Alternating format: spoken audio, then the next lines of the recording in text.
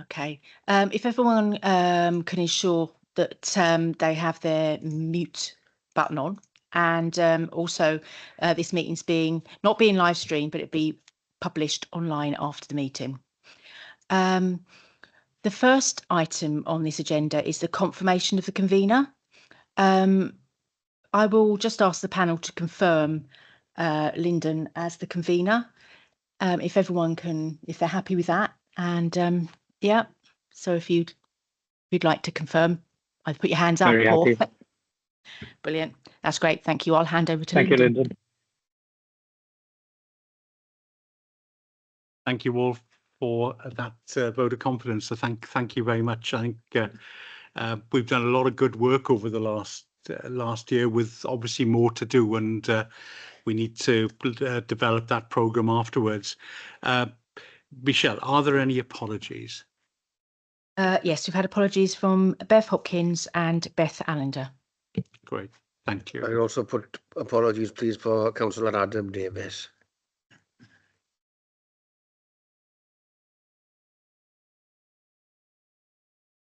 Right. D, as you know, the disclosure of personal and prejudicial interests. The only thing I would say is that in one of the items it does mention SACRA, which I am a member of. So I'll just mention that in advance. Any others? Me as well, from Lyndon, if I may. Yeah, just a member of SACRA as well, Lyndon. Thank you. Great, thank you, Mike. Then you've got the prohibition of whip votes and declaration of party whips, and we all know that. The next item is the minutes of the last meeting, and we've all had a chance to have a look at them. Are there any? First of all, can I have a proposer that they're a true record? Sue is proposing, and Sandra seconding. Are we all okay with those? Great, thank you. The next item on the agenda then is the letters. The letter that's been sent to Councillor Robert Smith for us to note. Going through this very quickly. The next item is where are we going? Public questions, and there are no public questions. And yeah, the next item is number 8, and that's the role of the performance panel. This is for information only. Hopefully we all had a chance to have a look at it, but if any members have got any questions, please fire away. Are there any questions?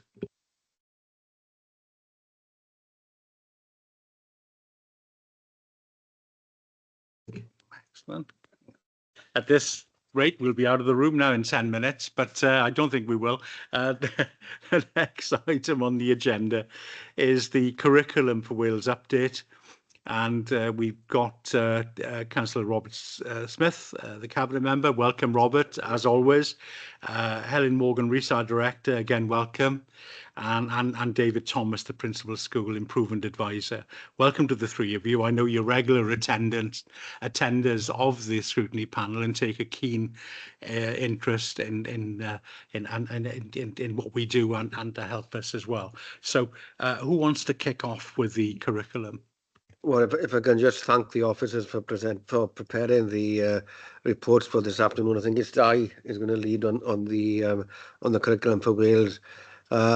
This is obviously one of the flagship Welsh policies, dependent a great deal on local implementation. And I think that that's the key factor here. The implementation, it's not without its challenges, as most things are, and I think we have to recognise that.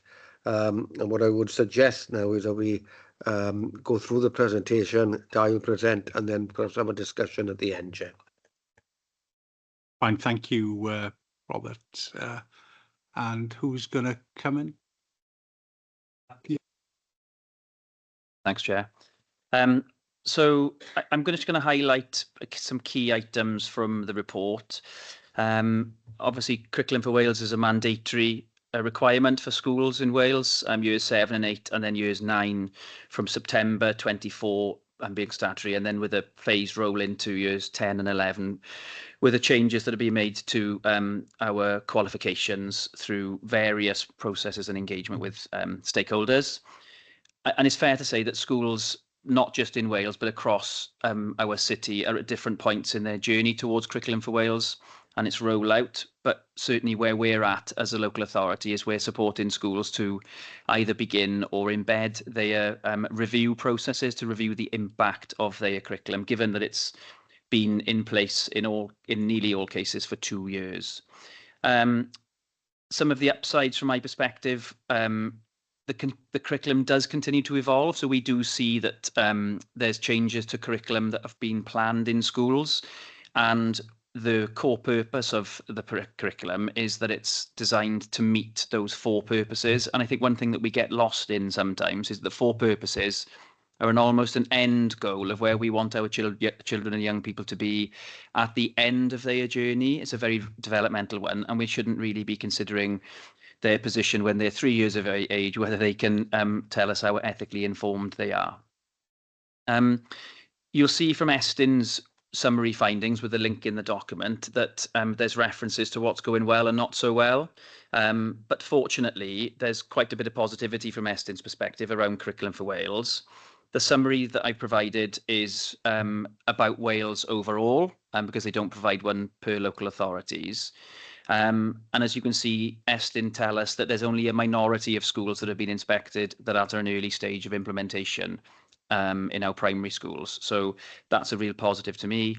And 27% of primary schools in Wales have had a recommendation directly in relation to the development of Curriculum for Wales. And then to our secondary schools, a majority of schools have a clear vision, which is really useful to know. And again, similarly, a minority of schools don't have appropriate plans in place to support the principles that underpin Curriculum for Wales. Quite useful summaries. In Swansea, we've got currently 3 case studies, effective case studies, which we can share on the strengths in the planning for Curriculum for Wales and its impact on children and young people.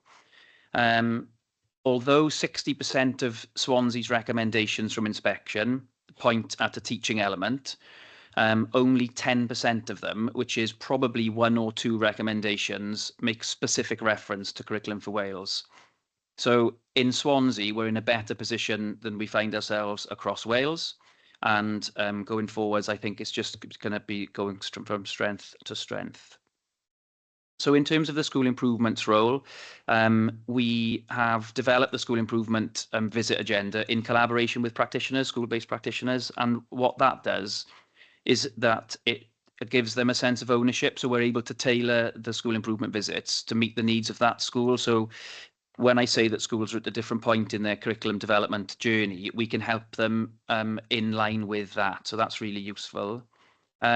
We are beginning to talk about curriculum review and the impact of the curriculum as opposed to their point in the journey towards curriculum design. So it's more about the review of their curriculum and the impact it has on pupils than the implementation itself. And certainly I'll be able to, when I'm with you next, hopefully I'll be able to report more clearly about the impact that overall the curriculum has had for children and young people across the city. Obviously, we've got a new Cabinet Secretary for Education, and she spoke recently, and 3 things that were clear in that presentation, which we need to sit up and listen, in my view, is there's going to be a commitment to progressing Curriculum for Wales. There's going to be prioritise the support for both the design of that curriculum and progression and assessment from within Curriculum for Wales, and to ensure that practitioners and schools get the support they required from local authorities and from Welsh Government in terms of resources. And what I will say is the local education authority, so the local authority education grant certainly makes that a priority that's coming to local authorities to support their schools. So I'm not going to obviously read all of the report. The next item to speak about some of the networks that exist, both nationally and locally, And one of the items, which is about pedagogy, improving teaching and learning, is to take place in June. So it's a national network. It's taking place in June and will be attended by a large number of Swansea practitioners.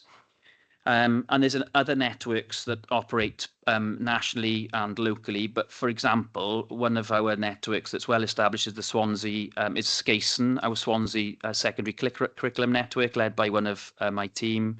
And that's been really effective to draw upon the expertise from a range of practitioners across our secondary schools in Swansea, but also draws upon the experiences from the region as well. And going forwards, what we hope to do is to make those links even more explicit between the networks that exist regionally and locally. In terms of what Swansea doing to improve the provision and support for teachers, because a big part of Curriculum for Wales is a shift in pedagogy, the way that we teach and the way that young people learn. And we've been instrumental in the development of a piece of work called Teach for Purpose. And you can see from the report that in 2.3, there's items there that talk about challenge and pace, question, etc. Some really key elements of improving teaching that practitioners engage really well. Because we're a key stakeholder in that regional engagement process, the voices of head teachers and colleagues in Swansea have been heard. So this programme has been developed as a result of their needs, as local needs. So we're not just putting professional learning together on a whim. This is being put together, evidenced by what schools in Swansea need themselves. So some of the other local networks that are really important and useful. So most schools in Swansea have got really well established and agrees cross-phase plans to support linear progression. What that looks like is that we know, based on the statements of what matter in Curriculum for Wales, pupils make progress across a continuum from 3 to 16. Most schools in Swansea have got good planning in place, and we've seen from a number of our schools in clusters through this panel that we visited some effective practice. And again, there's only a few number of schools, or very few in our case, that have recommendations linked specifically to Curriculum for Wales, and they would be individual reasons why that is. So it's a strength of schools in Swansea. 2.5 makes reference to a seconded officer who's a head teacher in one of our schools who's undertaken a piece of work to really unpick the Curriculum for Wales journey, but not from a primary perspective, but from a transition perspective from primaries to secondaries. And you can see the outcomes of that are listed in 2.5. But it really makes the case strong that we need to focus on that transition year 5, 6, 7 and 8 in terms of what the curriculum looks like from a progression perspective for pupils and children and young people. So a couple of key items for me is the revision of literacy, numeracy, digital strategies. And they're really going to be key to us as a golden thread running through the support for pupils as they make transition from primaries to secondaries. And it's a core part of my team's work from the Local Authority Education Grant. 2.6 makes reference to Swansea's attendance at regional professional learning. And what I can tell you is, when you see around 20 or 30 participants from other local authorities, every time that same offer happens, there's 60 that take part from Swansea. We are the largest local authority by population, but not the greatest number of schools. So what I can tell you is we really do get behind that offer, and that tells me that it's a good offer, and therefore the teaching and learning approach that we back in Swansea is a good one. One of the things that my team are doing, and it's going to be even more robust in the new term, is that we are supporting schools and their leaders to have a really clear view of their strengths and areas for development. And one of the common themes about a strength in our Swansea schools is the provision for curriculum planning and how schools plan. So it is a real strength, and we hopefully continue to see that moving forwards. One of the things that we try and do is engage with schools for 2 national pieces of work, and I've mentioned these previously. It's the Schools as Learning Organisation Resource and the National Resource for Evaluation and Improvement. 2 key pieces that can support schools and settings to really consider their position in terms of their curriculum development, and also help them to review their curriculum. So a key piece of work for us going forwards. A fundamental part of Curriculum for Wales is the development of knowledge, skills and experiences that best support those learners. And from our perspective, one thing that we do particularly well in Swansea, probably because of our geography and how rich our city is, Cynefin is a term used to describe a sense of belonging to a place, and schools in Swansea are doing that particularly well. Numerous examples where that's been highlighted by Estyn, not necessarily through a case study, but through the comments they make in the report. But the use of Lycha, for example, the use of Swansea Bay, the use of our historic pieces and landmarks to really enrich that learning and make it a purposeful, authentic for pupils, children, young people in their community is a real strength of our schools in Swansea. So there are increasing referral rates to additional learning needs panels and education other than at schools. We're aware of that, and schools do find it increasingly difficult to meet the needs of all learners in the current climate. But there are really good examples where schools engage their pupils well and keep them in school. So in the best examples, schools are setting up alternative provision classrooms and spaces which focus on the reduction of trauma or addressing trauma before we engage in those deep learning opportunities. So a couple of those examples, one of which is Plasmal Primary School, which has done that particularly well. So if you get the opportunity to have a look at Estyn's website, that's pretty useful. So in essence, just concluding, we're going to continue to focus on the review of curriculum offer in schools in Swansea. And I've mentioned the use of toolkits such as the National Resource, which provides some really investigative and evaluative questions for school-based practitioners, governors, and ourselves. We continue to be supported by a really effective lead for RSE and RVE, who works across the 3 local authorities. We've still got we're at the table when it comes to the design and development of professional learning to support practitioners in their shift in pedagogy, and we'll continue to do that. We know that our schools are supported well by that professional learning offer, and that's going to be bolstered by the collaborative partnerships that exist between schools in Swansea and other schools in the region. But it's going to be a piece of work for us going forwards to really further develop those collaborative partnerships, to make sure that each of those networks and/or partnerships have got a really clear focus to review the impact of Curriculum for Wales in their schools and settings, or those partnerships. So it's a piece of work for us to really further develop. My team needs to further develop and will consider the effective practice that exists in schools in order for us to share that. So that's going to be a key piece of work. We're at that stage. And then a greater collaboration between teams. So, for example, the sharing of effective practice in schools that I've exampled, where there's alternative provision to support better learner engagement, to support a more holistic view of that pupil progress. So that's working between teams, for example, my team and officers within ALN, for example.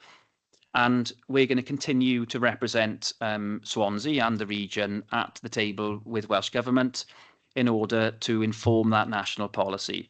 It's really important that government understand the challenges that schools face, but also the opportunities that have been afforded to us by the inception of Curriculum for Wales. It's really exciting. Practitioners are still excited by it, and we need to hold our nerve because it's really working for us in Swansea. Great, thank you, David, for that pretty thorough explanation of the report. So thank you very much. You can see you've got a real grip of what's going on, and that is important, actually. So well done. Questions? Can I see any hands up? I've got 1 or 2. No. Anything online? No.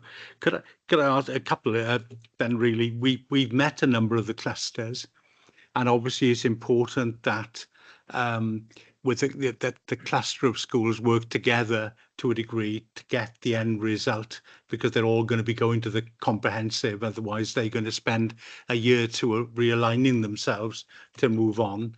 And how is that generally? The ones we've seen are working pretty well, but how is that generally working? Because I think that is quite important. Yes, a really good point. We've only been able to highlight a couple of those clusters, traditionally by their feeder primary schools. But one thing that we do know is nearly all schools in Swansea have got a really good grasp of the high-level statements that exist from the Statements of What Matter in Curriculum for Wales. And what schools have done is they've used those themes to provide a really clear view of linear progression, so what it looks like for 3 to 16, and they're in place in most of our schools, in fact nearly all of our schools and settings, and that does provide practitioners with a shared understanding of progression. So there's actually a set of plans. Where we need to deepen that work is not just a linear progression, but how that works vertically as well, so across and between areas of learning. So for example, using literacy or numeracy as the link between other areas of the curriculum, humanities, expressive arts, etc. So that will be a piece of work going forwards, and perhaps to identify how those schools that aren't in a cluster of schools that are geographically close together, that how do they manage to work together where their context might be slightly different, so they don't share similar themes because of their geography. So how do they manage to make it so effective? That'll be a key piece of work for us to further unpick and share. Okay, great, fine, thank you. The other, if I may, because I can't see any hands up there, in the report on secondary schools, it says in a minority of instances, schools planning for Wales does not have a positive impact on learning experiences. How many schools are we saying in a minority? So that'll be Estin's view about their inspections from schools in Wales. And we have got an example where Curriculum for Wales is a recommendation for one of our schools. And so in Swansea, that would be one recommendation out of the inspections that we've had. And the minority of inspections in Wales, I think there was 50 inspections in Wales from the overall report. So, a minority is looking at around 5 of those schools in Wales. So all in all, it's a small number. And what we know is that recommendation is pointing at the inclusion or the integration of the primary school potentially and the secondary school. So really linking up that transition between learners in there as they move on. So how do they make those links even more explicit? And it could be that particular school has got some challenges in terms of its geography, for example, and across Wales. So those will be one things that they'd need to consider. Okay, great. And are we taking teachers with us, which is a question I always ask, because I know that it's totally, just totally different way of working. So are we? Or are they with the unions as well? Are they happy because with the way that is operational? Because it is a big ask for them, because it's they've now got to, instead of being told what to do, they are putting that together, and people have been in the profession, I think, for many years. It is more difficult to adapt. Yeah, and so on. I in the conversations I've had with practitioners, and I do that on a daily basis where I can, they're really still excited by Curriculum for Wales. They love giving responsibility and ownership to the pupils and the children and young people that they care for. Being honest, I think sometimes we're still a little bit worried about the accountability measures that were in place previously, and shaking the shackles of that is difficult for some people to accept, but it's my job and our job to give them the confidence that they can do that, because certainly it exists in the system. They are excited still to help plan the curriculum, and in many cases pupils influence their work heavily. And what that does is it creates some really innovative work that we haven't seen in the past. So in my view, yes, we are taking teachers with us, but I don't think we needed to, because they were already at the table with Curriculum for Wales. Certainly, Sue. Yeah, no, you come in. That one. I just want to ask you, the revised literacy strategy, what does that entail? Good question. So we haven't got anybody in post as we speak in terms of a performance specialist for literacy. But next Thursday or the week after, officers will be engaging in the selection activity to recruit to that post. And so there's a previous strategy, so we know where we're at in terms of the progress. We don't need to do too much audit to re-find out where we're at. So we know our position. What we need to do now is to plan for those improvements and to engage with that practitioner and get them out to school. So that's going to happen between now and the end of the summer holidays. So are we going back to basics? You know, spelling and I can't even think of the word now. But are we going back to basics? Because I see some writing of children in the schools that I'm governor on, and I'm thinking, my gosh. Yeah, really good question. So something that we've seen more recently is schools are acknowledging that basic skills have taken a hit in terms of you know, what pupils can and can't do. And I think we've previously probably got ahead of ourselves. We've challenged ourselves a bit too much. We've provided opportunities that may not hit the mark for pupils and children, young people. So we've seen more and more schools go back to those basic skills and make those explicit in their school improvement plans.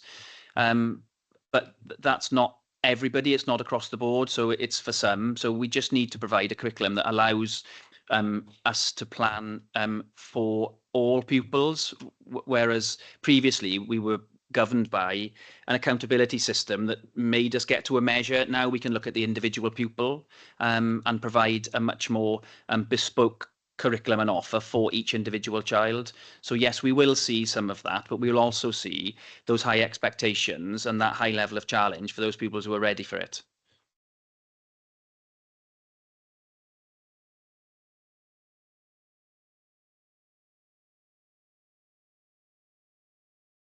Yeah, just a comment really on I think when we say back to basics, I think we need to be careful in what do we say there. You know, we never moved away from the basics, because I think every school was committed to teaching basic literacy. I mean, I'm yet to see a head teacher who wasn't. What I think we have to recognise is that there are immense challenges, different needs, growing needs, and the pandemic was part of that. Society's changes hasn't helped as well. I think that factor needs to be considered. The way people are living their lives, the influence of digital media and so on. Are people reading to their children like they used to? And I think all of those issues have a bearing on the situation confronting schools. So I think I think the reassurance I think Di has given it, that those issues are at the heart of what all our schools are doing across the whole of Swansea. Helen. Yeah, I just wanted to thank and acknowledge the work of the school improvement team here in Swansea. It's done a thorough job in monitoring and evaluating the work of schools and has supported that well, has worked in collaboration and partnership with our schools, but also involved our key delivery partner, Partneriaeth, in developing that work. So really grateful for the work and the grip, as you described it earlier, Chair, in terms of monitoring what's going on here locally. Right, fine. Thank you very much, and thank you, David. You can stay or escape. Oh, I'll stay. There we are. No, that's great. But thank you very much, and thanks for the thorough report. And as I say, it's clear that you've got a handle on it, and I think that's important moving forward.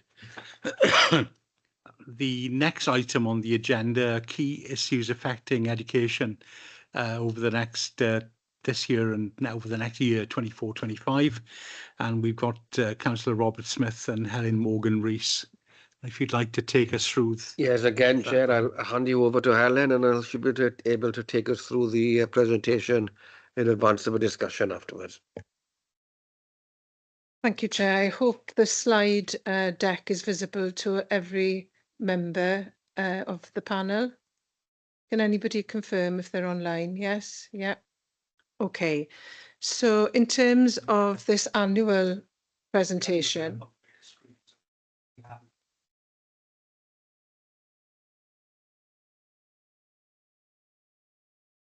Okay.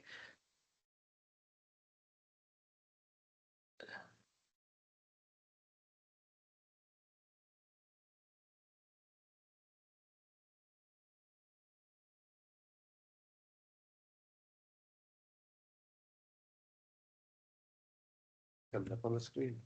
Okay, I suggest that members, Chair, if they could refer to their agenda pack, the PowerPoint is also contained as a PDF document with today's agenda pack. So anybody in the committee room who can't see it should be able to access it in their bundle of papers for the meeting.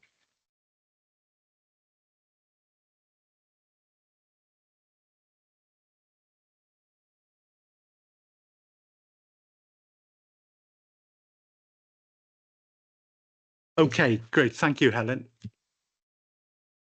Okay, thank you, Chair. So hopefully everybody's got sight of the PowerPoint presentation now. This is an annual event really in terms of highlighting the key issues affecting education. Some of these would be familiar to you from last year, and indeed they're not unique to Swansea either. So in terms of choosing the 8 key matters this year, there are 8 of them there listed. So what I propose to do is take members through the key factors around those 8 issues, if that's okay. So our first issue to consider this afternoon really is resource management, both from a fiscal and a human perspective. But I guess everybody is aware of the dire public sector budget situation currently, and obviously that's affected all parts of our society. Education has not been immune to some of the considerations around the shrinking resources that we've all got. So in terms of our central directorate, our non-delegated budget, obviously we are having to consider saving requirements over the term of the medium-term 4-year period in front of us. On top of that, we try and consider our best value principles within education to ensure that we have sustainable education services for the future, and that we focus very much on our statutory provision in education when it comes to our education directorate. But also that best value consideration is something we are trying to share and spread across schools as well. As budgets become restricted, we are seeing more and more of the need to restrict our spending in all avenues. So in doing that, in consultation with the Cabinet member, we undertook some workshop activity last November to ensure that schools were appraised really of the restriction of budgets to come. Happily, when it came to the budget share, schools did see an uplift. However, it does mean that with pay and prices increasing, that uplift may not always be enough for every school in Swansea. So we are seeing more and more schools entering difficult deficit situations, and that's not unique to Swansea, that's happening across Wales, but I'd say the rate in Swansea is probably slower than other parts in Wales. So I'll take questions at the end, if that's okay, at the end of the presentation. So I'll just touch upon some of the human resource considerations we've got in Swansea currently. So we are seeing administrative burdens, asks of schools coming from all corners, not just the council, but Welsh Government. This is not a new issue, but I think the sum of all parts has created huge pressure in the system. And we have engaged with a good piece of work in terms of reducing the burden with our schools, and the Cabinet member has been involved with that. And indeed, this week, the new Cabinet Secretary for Education in Wales came to us virtually in Swansea to hear what Swansea is doing in terms of our reducing the burden group. So that is a really important piece of work, considering that the core business of schools is to teach and learn, and obviously keep learners safe. Also, in terms of resource management, a new issue affecting schools and indeed many organisations from the 1st of April has been the need to look at recycling and to separate those at a school level, and that has caused a little bit of a headache for our schools. But obviously that will play out this year as we get to grips with the need to separate the recycling in our schools. But also in terms of energy consumption, obviously when we look at net zero carbon and reducing our carbon footprint as a council, we must acknowledge that 40% of the consumption comes from our schools in terms of electricity and the utilities used there. So we are trying to support changes in behaviour in our schools as well, and hopefully we can demonstrate good practice where that's been successful to encourage others to come on board to reduce the carbon footprint and indeed save energy. In terms of grant funding, we have seen a streamlining of grant funding for schools this year from the 1st of April, which is very welcome in terms of having greater clarity and certainty about the types of grant coming. So there are 4 headlines to the local authority education grant this year, whereas before we had many more headlines than exist in the current financial year. If we go next to our second issue in education, which is indeed support for learners. And obviously we want all learners in Swansea to have a successful future. And what that means is that we have to treat some learners differently in terms of having equity and excellence in the system. So when it comes to equity, we have to appreciate that there is increasing demand. Di alluded to some of those in terms of how we support Curriculum for Wales and indeed the needs of learners coming through the system post-pandemic. But what we are seeing is obviously increasing exclusions in our schools, both on a permanent basis and a fixed term basis. So that's an issue for us in terms of reducing that rate of exclusion. We need to keep it as low as possible. But support for learners comes in many guises, and increasingly we are celebrating diversity and supporting the anti-racism Wales plan through education and engaging with a key delivery partner, which is called DARPL. And DARPL is based on the lived experiences of those who have experienced racism, and we are supporting that agenda in Swansea through supporting governors and indeed school leaders. The emotional health and psychological well-being of our learners, obviously this is a key facet of the new curriculum for Wales, but indeed we are seeing increasing numbers of learners with anxiety and who become a little bit too anxious about attending schools as well post-pandemic. So there's a growth area there that we need to attend to.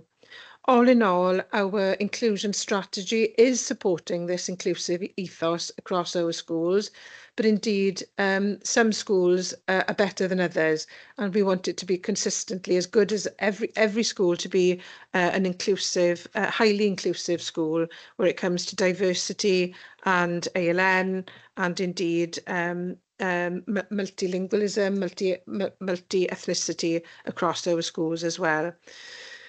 In terms of the support, you will have heard in previous meetings that we need to support enough specialist places across our schools. So we know about the growth and demand, so we need future increased special places for ALN children, and indeed we need them as quickly as possible as we can have them in terms of our new special school as well. In terms of the universal provision across all our schools, we are trying to support the workforce and indeed have supported many additional learning needs coordinators to ensure that there's a clear understanding of the requirements of the Code and the Act in relation to ALNET, our Additional Learning Needs and Education Tribunal Act and Code. So that is something that we are keen to continue to roll out across Swansea. The third issue we are facing in education in Swansea is something that the Service Transformation Committee is picking up in this municipal year, and it's really about pupil progress in terms of what we describe possibly as a pendulum swing, where we've had quite clear accountability measures that's driven kind of negative impacts and unintended consequences, but we've now moved to a position where we need a better oversight in terms of learner progress across our schools. So the intention there is to develop a set of principles that is common to all schools in terms of our expectation in Swansea about what learner progress actually means. It's a very complex area attached to the curriculum for Wales, but I think it's one that we can do well in terms of formative and a little bit of summative assessment as well. In terms of the information we hold about learners who have an additional learning need and the behaviour of our schools in Swansea, we do hold a lot of information, a lot of data, but do we hold the right information, the right data that will support our planning for future strategies and policies? So that's a question we are grappling with at the moment. Obviously, we do have a statutory obligation, a statutory duty to monitor and evaluate our schools. Now, we've heard that the curriculum for Wales is being monitored and evaluated in Swansea, and the work of the school improvement team as well is to ensure standards across our schools and the vision in terms of leadership is strong and sound across our schools as well. The fourth one is attendance. Attendance is something that the panel would have heard about last year. So the support we have provided since we raised it as an issue last year has been strong support to our schools, and the expectations have been made clear. So what we now have is a support plan in every school to drive up improvements in attendance. So every school should have a specific plan on this very topic, and we are seeing pockets of excellent improvement in our primary sector. Our secondary schools are a little bit more stubborn in terms of the rate of improvement being stubborn, not the schools themselves, but the rate of improvement is not rising as quickly as we'd like it to. So I think when we speak to colleagues in our secondary schools, they are pulling out all the stops. So there is clearly no silver bullet attached to attendance. There's a range of factors, including parental attitudes in the post-pandemic era, that we need to understand and grapple with. So we do have a revised attendance policy as well, since we spoke about this last time. And that attendance policy, we consulted with schools last June, and that attendance policy has been in place in schools. Further to that, Welsh Government have also issued a revised attendance policy. So the tools to support attendance are very much there, but I think it's the wider issues that probably we still need to consider. Since the pandemic, the pause on fixed penalty notices has been lifted. That means we are back to normal. It's business as usual with fixed penalty notices. Obviously, the way children walk or travel to schools can affect their attendance as well. So that's something that we have to keep a watchful eye on in terms of what happens on a school bus. Sometimes it can put a child off for life. So we're keeping a close eye on the relationship between transport and attendance. The guidance and policy is there to support schools, but I think the expectation around planning is something that has really supported the improvements in this area. So in terms of effective case studies, we are sharing these with our schools, and that has been beneficial really to highlight where schools have gone the extra mile, particularly, as I said, in our primary sector. They've really worked on attendance and outreach to parents to ensure that the improvements are in place. Okay, if we go to the fifth issue then, this is behaviour and well-being of our learners, but indeed the behaviour and well-being of our learners can also affect the behaviour and learning of our staff in schools. So I think it's really important that we focus on how we're supporting both elements in terms of well-being in particular.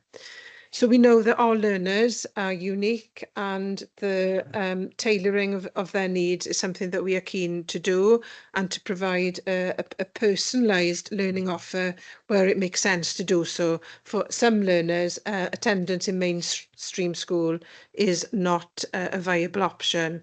So we do recognise in point 9 on this slide that a recent EOTAS review has been conducted, and it will be implemented from September. So I think the key piece of work that we need to do now is engage with the communication around those changes with our key stakeholders, and that's in hand. But in terms of practitioners and staff in schools, their well-being is very much something that has come into sharp focus since the pandemic. And indeed, we've got some good examples of leaders in our schools as well, supporting each other in terms of programmes and schemes that they've been funded for from the National Academy for Education Leadership in Wales. And that is very innovative, really, in terms of how they're supporting the systems as system leaders with each other's well-being. But the nutshell in terms of where we're trying to aim in terms of supporting behaviour and improvements there in our schools is that we recognise that the current policies and strategies we have are probably due for revision.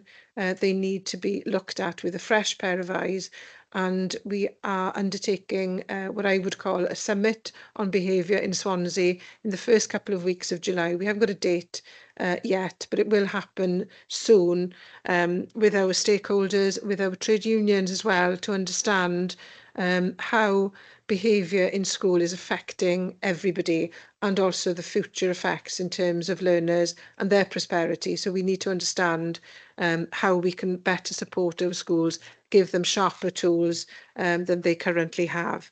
So that's a key piece of work that we are undertaking. We continue to listen to learners through various methods, which is absolutely important, not just as part of Curriculum for Wales, but indeed understanding their emotional and psychological needs in terms of well-being.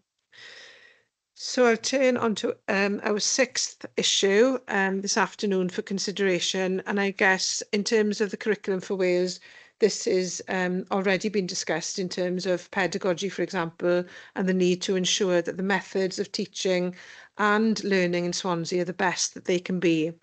So we have focused, we know that previous research evidence suggests that teaching is the key thing that will make a difference to a child's life when it comes to a school.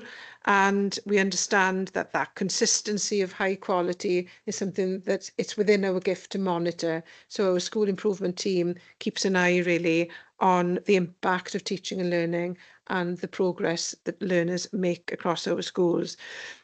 We also keep an eye on those who are new to the profession. So our newly qualified teachers are catered for from a school improvement perspective as well, to ensure that there's coaching and mentoring and monitoring of new to the profession, new starters with us in Swansea. Obviously, the learner entitlement is the key pillar of all our work. Learners have an equal right to have the best quality teaching, and that is something we promote as part of our mission for an excellent education for all. So I think we talked about getting the basics right, to get the term correct, but getting the basics right very much on our radar post-pandemic. We recognise that we can't access cross-curricular work if children haven't got the ability to read, write, talk, spell and use grammar. So those basic elements are something that we have to support a certain number of schools on.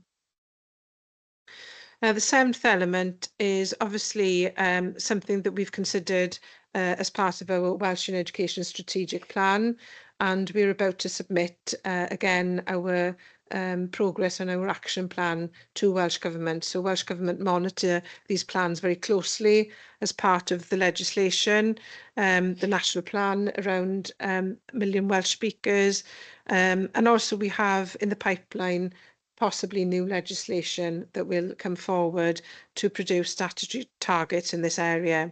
So we see it as an equal opportunity in Swansea. It's the right of all children to have equal opportunity to learn a good level of Welsh by the time they're 16. Some of the legislation has been in place for 27, 28 years by now, but if you look at the disparity between the level of skills we have in Swansea for children leaving school, maybe at 16, it's not consistent. So we need to get that consistency to give that equal opportunity.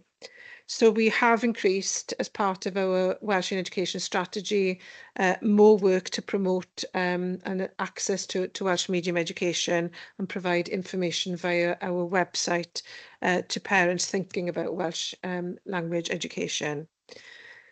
Then we come to our last issue, which is probably a new issue that we didn't consider last year, but it's the review of the middle tier in Wales. And what we mean by that is what's in the middle between Welsh Government and schools.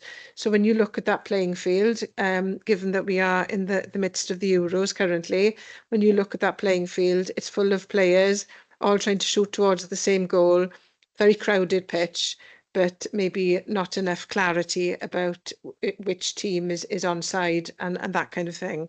So the review of the middle tier is currently, it's not finished, but some of the early outcomes were presented to the then Welsh Minister for Education and Learning in December, and it was determined as a result of that more money should flow to local authorities and not go to consortia in Wales. So that has meant an uplift to Swansea's grant offer, which is welcome from a school's perspective, but also from a school improvement perspective, because we are now able to bolster our school improvement team and ensure that we've got provision for things like literacy and numeracy, and that we can develop those strategies, which probably was not within our gift previously.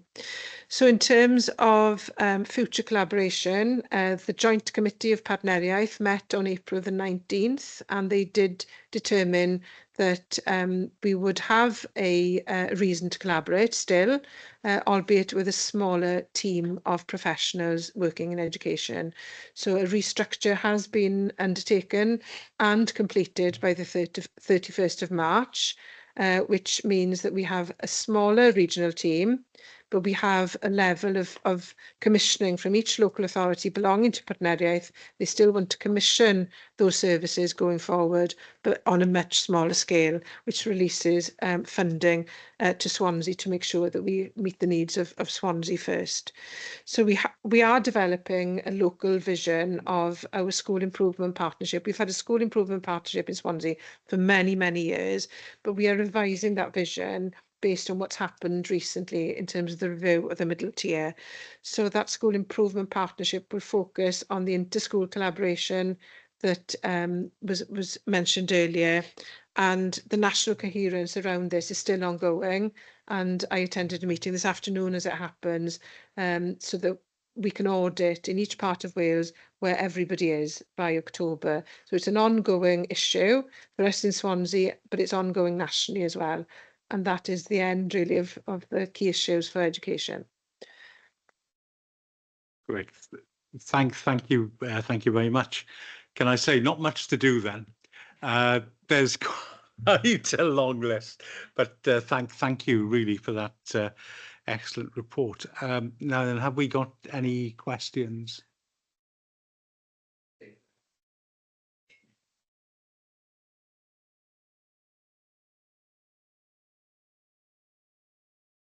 I think all the changes should be embedded in schools. The schools can't keep up with all the changes. I feel sorry. How on earth they'd manage it, I don't know. One of the key things, I think, looking through this is attendance. And do we have figures for Swansea on the schools that we could have a look at in the future? Absolutely, we keep a very close eye on attendance. Obviously, we report through the corporate performance reporting cycle on a quarterly basis, but also we look internally on a half-termly basis at attendance, and we compare it to previous reporting periods as well. So we are able to understand schools within their context as well, in relation to free school meals, for example, the types of challenge that they face, and also overlay that with the attendance figures. So we are able to slice and dice the data internally, and we use that to plan. Good example of that, and certainly we can bring that data to Scrutiny in the future. good example is that we are able to allocate resources to the schools that need to improve much. So, for example, if a specific grant comes from Welsh Government, we can allocate to bolster and accelerate attendance in certain schools. Great, fine, thank you. That would be quite useful information, I think, and we could see that. And obviously, I know it's something we do in Swansea, that best practice is shared as well, because we don't want to reinvent the wheel if something is working in one of the schools. So great, fine, thank you, Helen. Any other questions? And if not, Sandra, there we go. Can I just ask one question? You talked about the money from the middle tier finally heading towards the local authority. Is it a significant enough sum, and have you targeted it towards? Have you got something that you're going to do with it specifically? Yeah, I mean, I can bring to scrutiny some dissection of how it's broken down, but essentially we have £29 million worth of local authority education grant in Swansea. 2% of that is used to commission services between local authorities. So when we work in collaboration with Pembrokeshire and Carmarthenshire, that accounts for only 2% of the total we receive.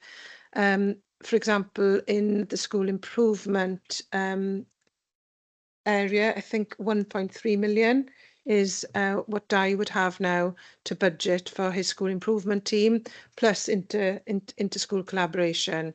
So we have a thorough breakdown. We can bring that breakdown of what that 29 million looks like. But straight off the bat, 11 million goes straight out to schools, you know, and some of it has a formula that has to be sent to schools. Others can be retained at local authority level, but we try and ship out as much as we can to schools while keeping a remaining balance, so that we balance out the need to monitor our schools as well and have a school improvement function locally. Great, fine, thank you. There are no other hands up. Can I just say it? Sorry? I just said. Oh, yeah, sure. Yeah, I just briefly wanted to say that one of the main purposes of obviously is to update you on what the situation is in education annually, but also it's really important to think about all the issues that are contained in that when developing your work programme, which is the next item. Fine, thanks. And if there aren't any other questions, we'll move on. So thank you very much, Helen, for, as I say, as Robert mentioned, that's Monday's work. So, you know, but a really full programme, and we look forward to... be serious, I mean, I made that comment jokingly, Chair, but I think that the two presentations this afternoon have shown the extent of the work, the commitment that our officers are putting in. We're determined to provide that support, so there's all schools in Swansea get the support they need to address the different they've all got different challenges, but they've all got support needs as well, and it's making sure that system is there to support them and enable them to fulfill the excellence that they're all striving for, Chair. And thank you very much, Robert, and totally understand that. That's a huge amount of work, and well done, Helen and the team. Great, thank you. Right, excuse me. The next item on the agenda is the work programme. So I don't know if Helen and Robert want to stay. You're welcome, and David, or it's entirely up to you. Sorry? Yeah. Yeah. Okay. Yeah.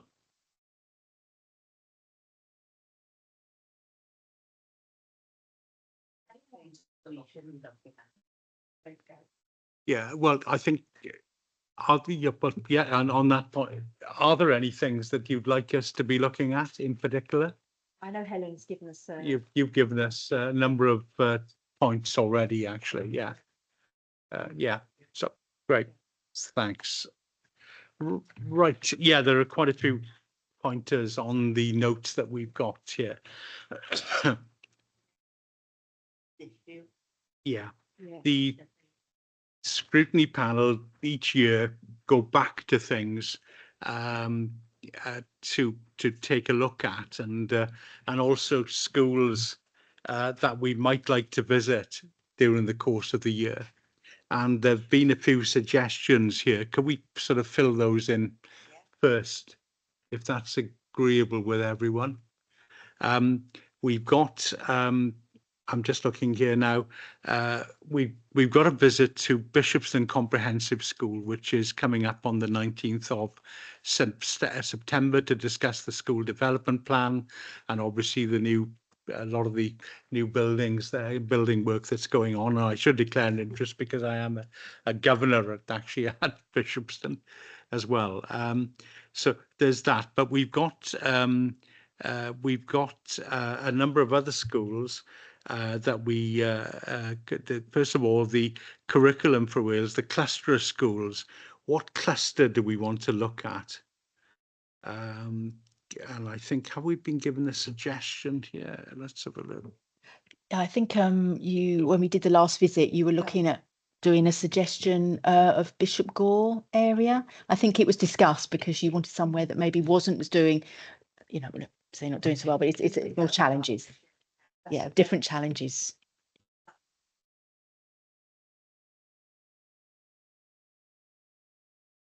Sorry, we've done Gowt and we've done Pontedillas cluster. So would people be agreeable to the Bishop Gore cluster?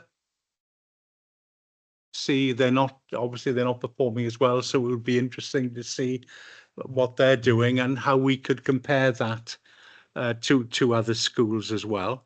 And a school visit then to be agreed. And there are a couple of schools here, a revisit to Dylan Thomas Community School, as they are in Estyn follow-up, which could be interesting. And there's also Gwerosedd School, which are in an Estyn follow-up.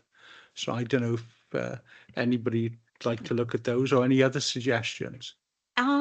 Who are Gwerosedd in cluster with? Are they Dylan Thomas, or are they? I'm trying to work out where they are clustered, because maybe we could look at that cluster if.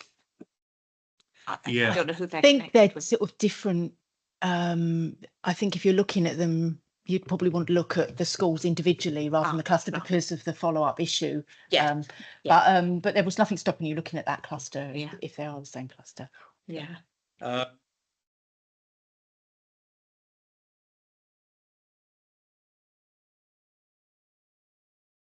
Sorry, I have to put this on.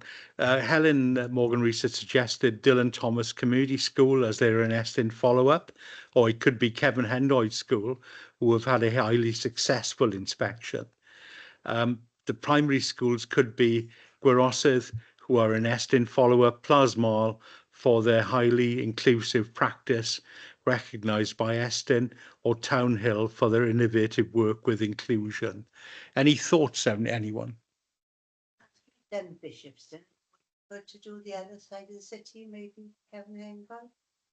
It's just you got two there that are follow-up, are Estyn follow-up, and you've done one good practice, which will be Bishopston. So you really, I think your priorities might be areas whereby they're in follow-up. So we could then see what they're doing and what we could do possibly to learn from it. Any thoughts, anyone? Online? Mike, James? Well, I don't know what's wrong with the system because we can't see on the big screens. It was online. I can see Mike and James are there now. But any thoughts from the two of you? Or would you be happy with? We did Dylan Thomas Community School a number of years ago. It is an important school, so it may be worth us going back. Actually, because they're in Estyn follow-up. Can I suggest that? I think that would be a good idea, Lyndon, and maybe at some point, not forgetting the Bishop Gore, but let's do Dylan Thomas in that sort of area as well. Okay, so we'll do Dylan Thomas School then, because that is an important one. We visited before, and we thought it was quite interesting, but that was quite a few years ago now. So it will be worth finding out what that Estin follow-up is all about. Right. Excuse me, coughing. Did you want to do the Garosith as well?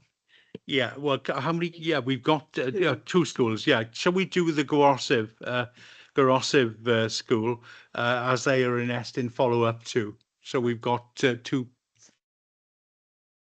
Agreed, yeah. Yeah. But then, Speak Garosith and how it feeds into Daniel James. Okay, we'll do that.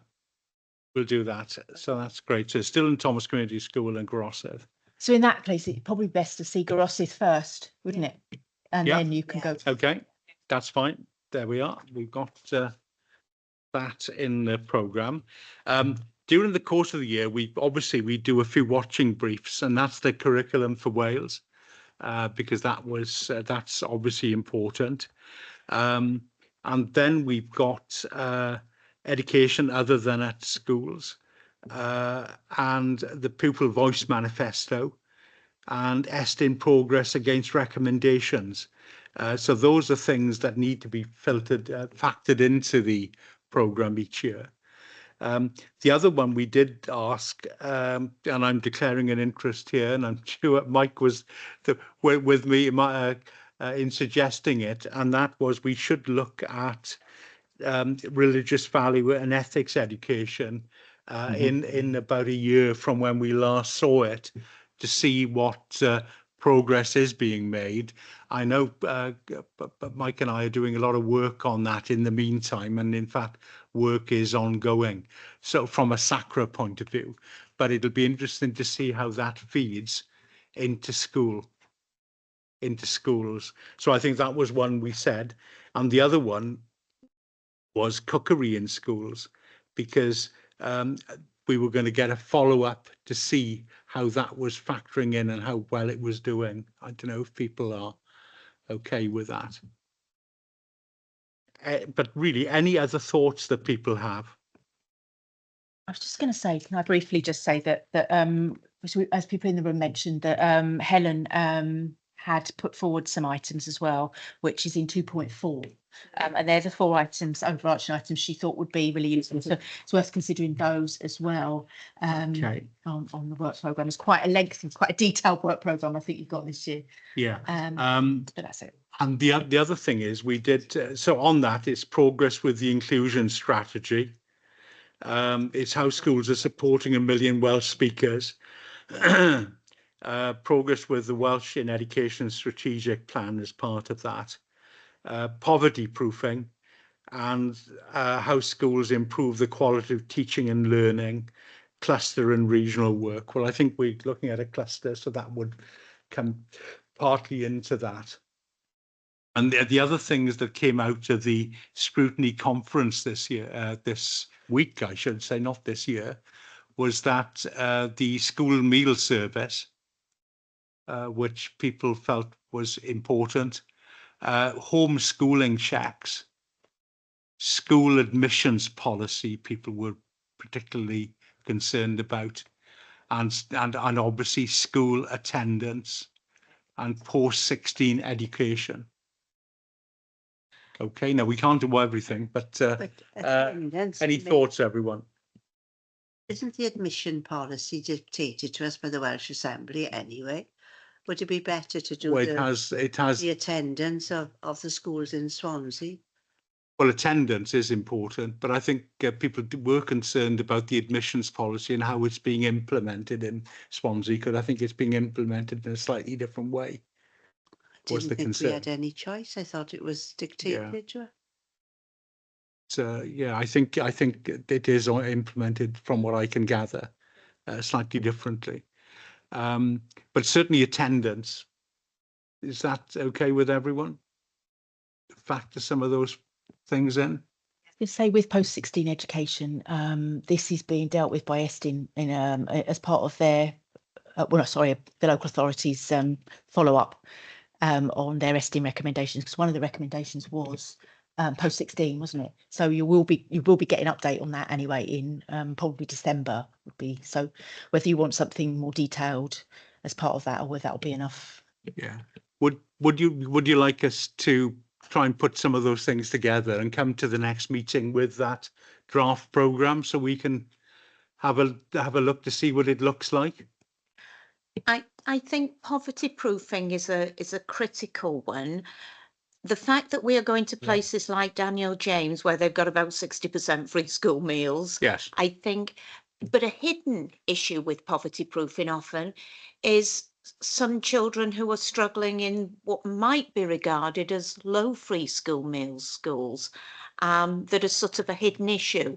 And I think a comparator between how poverty is managed in low free school meal schools as well as the high free school meal schools. And that could be brought into that topic. Yeah, as part of, and how and we could actually invite those schools in to see us. Yeah. Or the chair or the head or something.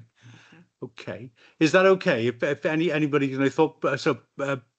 Michelle will put a sort of a draft program together, and we can have a look at it and make any changes at the next meeting. The only thing I would do is, the only thing I would mention too, first of all, let's get to the end of this. Are we okay with that? Are we content with that?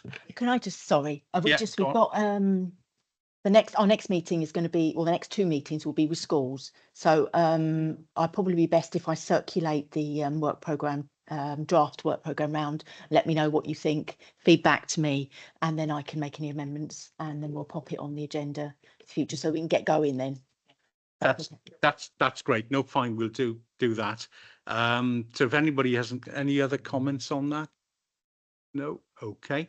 And finally, as you know, there was a bit of good news in that Clydach School came out of special measures, and I did ring. We met them, as you know, some months ago, but I did take on after that meeting. Incidentally, I was in the barber shop, and this person came on to me, and it was David, the deputy head, to thank us for going.